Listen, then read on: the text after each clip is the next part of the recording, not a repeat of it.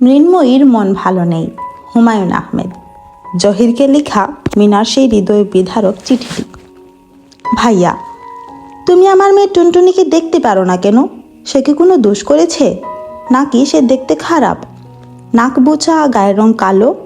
এতদিন তোমার সঙ্গে আছি, তুমি একটা দিনও টান দিয়ে মেয়েকে কুলে নাওনি বা গালে হাত দিয়ে আদরও করোনি।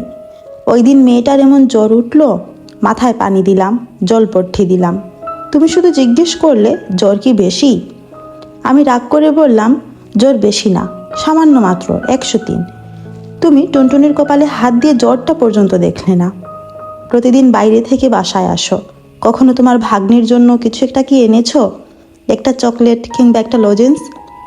চকলেট বা লজেন্স কেনার টাকা তোমার নাই, এটা ঠিক না। তোমার যে জিনিসটা নাই তার নাম ভালোবাসা। তুমি টুনটুনিকে দেখতে পারো না, এর জন্য আমার মনে খুব কষ্ট। কারণ টুনটুনিকে আমি তো তোমার হাতেই রেখে যাচ্ছি।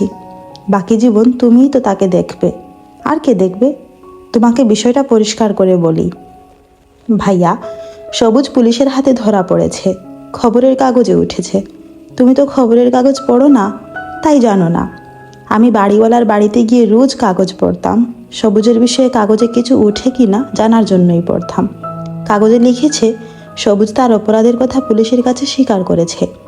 পুলিশের মার খেয়ে মিথ্যাকে সত্যি বলছে, এটা তো বোঝাই যাচ্ছে। কিন্তু কোর্ট তো এসব বুঝবে না। জজ সাহেব ফাঁসির হুকুম দিয়ে বসবেন। তারা তো ফাঁসি দিয়েই খালাস। তখন আমার কি হবে? আমি কিসের আশায় বেঁচে থাকবো? তোমার না হয় ভালোবাসা নাই, কারো জন্য তোমার কিছু যায় আসে না, কিন্তু আমার তো আছে।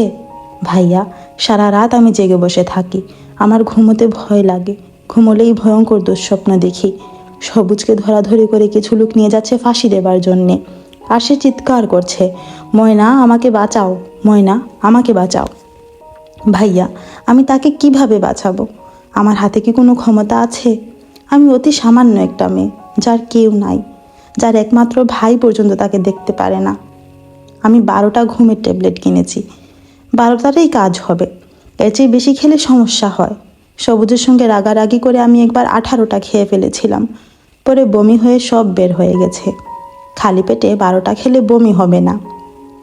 ভাইয়া, আমি এই চিঠিটা আমার বিছানার পাশে রেখে যাব। চিঠিতে অনেক বানান ভুল হয়েছে, তুমি কিছু মনে করো না। টুনটুনিকে কখনো তার বাবার মিথ্যা মামলার বিষয়ে কিচ্ছু বলবে না। সে হয়তো ভেবে বসবে সত্যি, মনে কষ্ট পাবে। তাকে তার বাবার বিষয়ে ভালো ভালো কথা বলবে। যেমন একবার টুনটুনির রক্ত আমাশা হয়েছিল, তার বাবা সারা রাত তাকে কুলে নিয়ে হাঁটাহাঁটি করেছে। দু একটা ভালো ভালো কথা বানিয়ে বানিয়েও বলবে। তুমি তো আবার মিথ্যা কথা বলতে পারো না।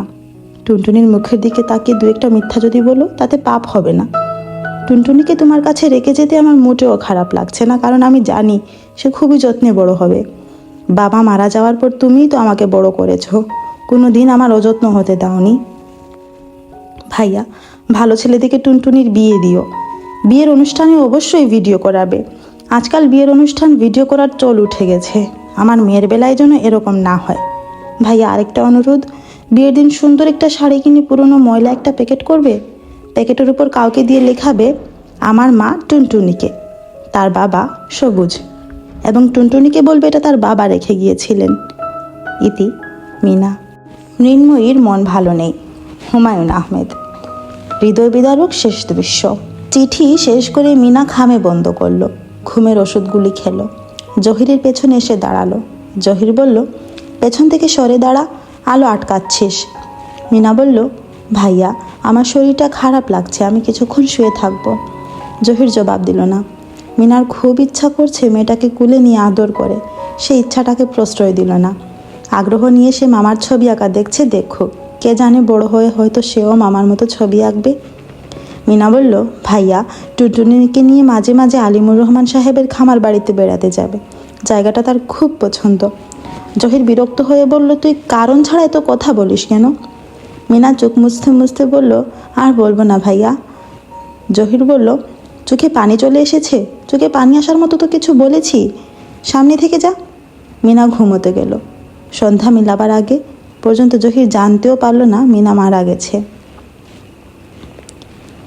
আজ টুনটুনির বিয়ে। তার মামা সকাল থেকেই কাঁদছেন। মামার জন্য টুনটুনির খুবই মায়া লাগছে। বিয়ে হচ্ছে বলে তো টুনটুনির জন্মের মতো চলে যাচ্ছে না। মামা যখন তাকে ডাকবেন তখনই সে ছুটে আসবে। বিয়েতে বিপুল আয়োজন করা হয়েছে, ছাদে সানাই বাজানোর আয়োজন করা হয়েছে। সানাই বাদকরা এসেছেন কলকাতা থেকে। সানাইয়ের ব্যবস্থা করেছেন টুনটুনির এক আর্টিস্ট চাচু, তার নাম ফজলু।